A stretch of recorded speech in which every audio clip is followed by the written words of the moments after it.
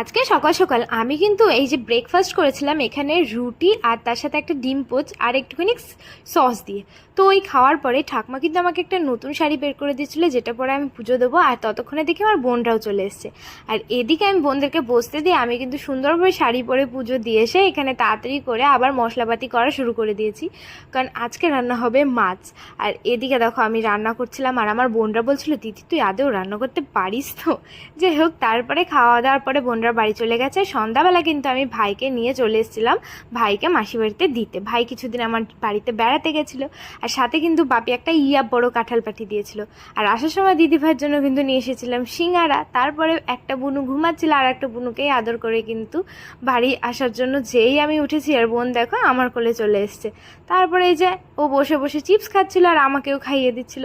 তো ওখান থেকে বেরোনোর পরে শপিং মলে গেছিলাম, কিছু কেনাকাটি করলাম, আর রাতে এসে রুটিতে ডিনার সারলাম।